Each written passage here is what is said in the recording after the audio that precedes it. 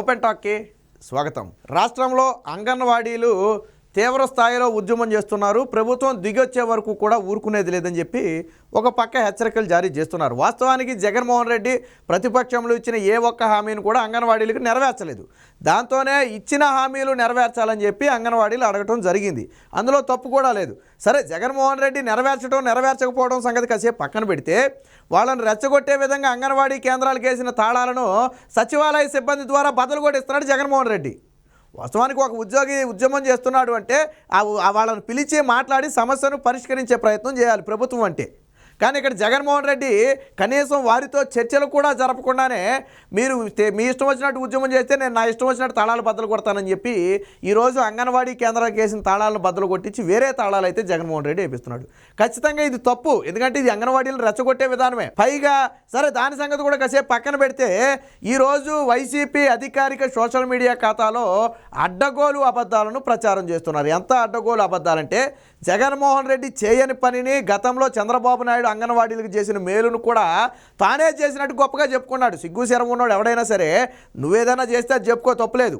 అంతేగాని గతంలో చంద్రబాబు నాయుడు చేసిన మేలు కూడా నేనే చేశానని చెప్పుకోవడం సిగ్గుమాలిన చర్య ఖచ్చితంగా. అందులోనూ సజ్జల భార్గవరెడ్డికి సోషల్ మీడియా ఇచ్చిన తర్వాత మరింత దిగజారిపోయారు. ఎందుకంటే వాళ్ళు చేసింది ఏమీ లేదు చెప్పుకోవడానికి. ఎవరికైనా సరే సోషల్ మీడియాలో చేసింది చెప్పుకుంటే మంచి పేరు వస్తుంది, అది కామన్. కానీ వీళ్ళు చేసింది ఏమీ లేదు. వీళ్ళు చేసే అరాచకాలు, అడ్డగోలు ఇది. ఎవరైనా సరే ఇప్పుడు అంగన్వాడీ కార్యకర్తలు వేసిన తాళాలను సచివాలయ సిబ్బంది ద్వారా బదులు కొట్టిస్తున్నారంటే ఏ వ్యక్తి అయినా దాన్ని ఆహ్వానిస్తాడా, ఒప్పుకుంటాడా? అదేం పనయా, మీకు సిగ్గు లేకుండా ఆడతో మాట్లాడి ఏదో ఒకటి చేసుకోవాలి, కానీ ఇలా తాళాలు బద్దలు కొట్టిస్తే రేపు వీళ్ళు ఉద్యమం చేస్తే ఇంకొకరి చేత తాళాలు బద్దలు కొట్టిస్తామని చెప్పి అడుగుతారు కదా. సో అలాంటి ప్రయత్నం మానేసి ఈరోజు గతంలో చంద్రబాబు నాయుడు అంగన్వాడీలకు 7,000 రూపాయలు ఉంటే కార్యకర్తలకు దాన్ని ఏం చేశాడంటే 10,500కు పెంచాడంటే 3,500 చంద్రబాబు నాయుడు పెంచాడు. అలాగే హెల్పర్లకు 4,000 ఉంటే దాన్ని 6,000 చేశాడు. 4,500 నుంచి 6,000 చేశాడు. సో అది చంద్రబాబు నాయుడు హయాంలో చేసింది. తర్వాత మినీ అంగన్వాడీలో కూడా 4,500 నుంచి 6,000 చేశాడు. అంటే వీళ్ళ మొత్తం జీతాలు కార్యకర్తలకు చంద్రబాబు నాయుడు దిగిపోవడానికి ముందే 10,500 చేశాడు. మినీ కార్యకర్తలకు, మినీ అంగన్వాడీలకు, అలాగే హెల్పర్లకు 4,500 నుంచి 6,000 చేశాడు. అది చంద్రబాబు నాయుడు చేసింది. జగన్మోహన్ రెడ్డి చేయలేదంటే చేశాడు. ఏం చేశాడు? 10,500ని 11,500 చేశాడు. అంటే 1,000 రూపాయలు వాళ్ళకి పెంచాడు. ఈ 6,000ని 7,500 చేశాడంటే వీళ్ళకు 1,500 పెంచాడు. నువ్వు ఆ పెంచింది చెప్పుకో, తప్పులేదు. ఒకళ్ళకి 1,000 రూపాయలు పెంచావు, ఒకళ్ళకి 1,500 పెంచావు. కానీ ఇక్కడ జగన్మోహన్ రెడ్డి అలా చెప్పట్లా. అసలు చంద్రబాబు నాయుడు పెంచిన ఈ 10,500 కూడా 7,000 నుంచి 10,500 చంద్రబాబు నాయుడు చేస్తే, లేదా అబ్బాయి అది కూడా నేనే చేశానని చెప్పి ఈరోజు వైసీపీ సోషల్ మీడియాలో అబద్ధాలు చెప్పుకుంటున్నాడు. సో ఏ విధంగా అబద్ధాలు చెప్తున్నాడో ఒకసారి చూద్దాం. చూడండి. అంటే వైసీపీ సాధారణంగా ఒక అఫీషియల్ పేజ్లో మనం ఒక వార్త విడుదల చేశామంటే దాంట్లో ఎటువంటి అబద్ధాలు ఉండకూడదు. దాన్ని కోట్లాది మంది ప్రజలు నమ్ముతారు. వైసీపీ సోషల్ మీడియా నుంచి వచ్చిందంటే ఏంటది, అధికారిక పేజీ నుంచి వచ్చిందంటే ఏంటది, రాష్ట్ర ప్రజలందరూ కూడా నమ్మేదే కదా.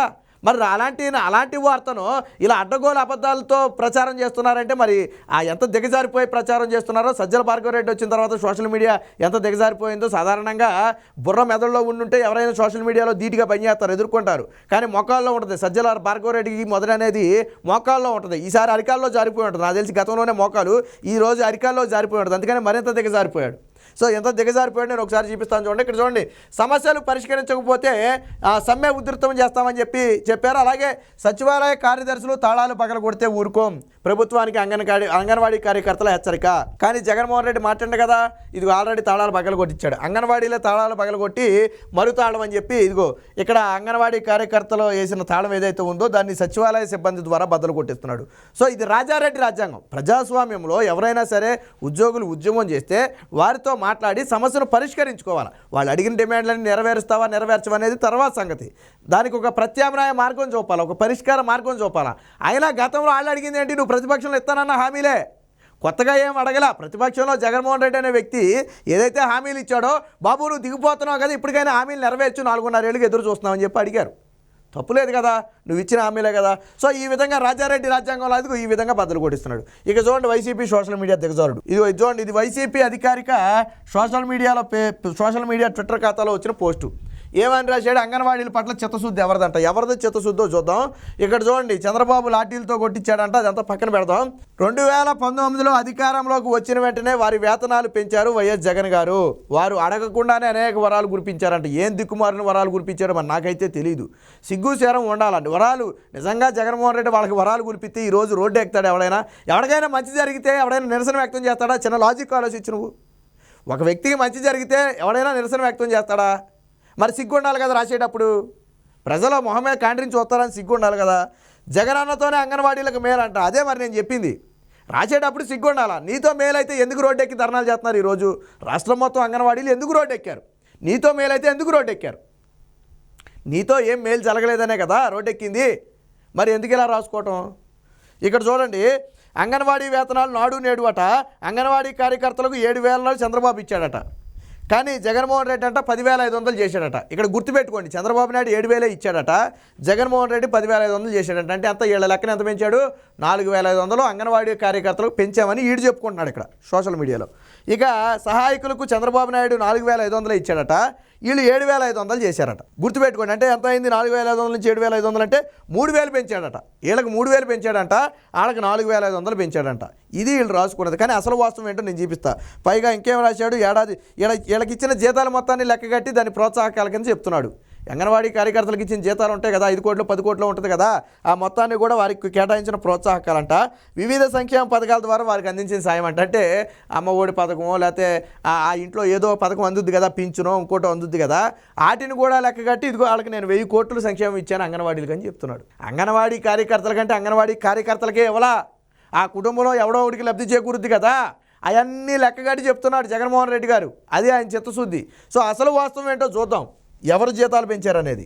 ఇది ఇక్కడ చూడండి, జీవో నెంబర్ 18లో ఇది ఎప్పుడు ఇచ్చారంటే 4/7/2018. అంటే 2018 జూలై 4న అప్పటి ప్రభుత్వం ఇచ్చినటువంటి జీవో. జూలై అంటే ఒకసారి మీరు లెక్కేసుకోండి, అదొక 4 నెలల్లో, తర్వాత 3 నెలల్లో, దాదాపు 7-8 నెలల్లో 7-8 నెలల్లో ముందు ఇచ్చిన జీవో. చంద్రబాబు గారు దిగిపోవడానికంటే కూడా 6 నెలల నుంచి 7 నెలల ముందుగానే ఇచ్చిన జీవో ఇది. ఏమి ఇచ్చారు? ఈ జీవోలో ఏం రాశారు? ఇక్కడ చాలా స్పష్టంగా ఉందో ఒకసారి చూద్దాం.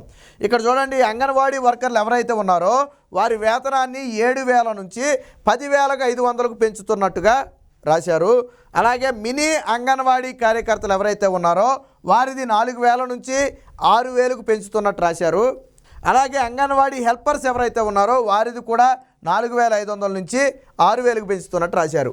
అంటే చంద్రబాబు గారు అంగన్వాడీ కార్యకర్తలకు 7,000 నుంచి 10,500 చేశారంటే 3,500 పెంచాడు ఆయన. ఎవరికి? అంగన్వాడీ కార్యకర్తలకి 3,500 పెంచాడు. అలాగే మినీ అంగన్వాడీలకు 1,500 పెంచాడు ఆయన. 1,500 మినీ అంగన్వాడీలకు పెంచాడు ఆయన. అలాగే అంగన్వాడీ హెల్పర్లకు కూడా 1,500 పెంచాడు ఆయన. అంగన్వాడీ హెల్పర్లు.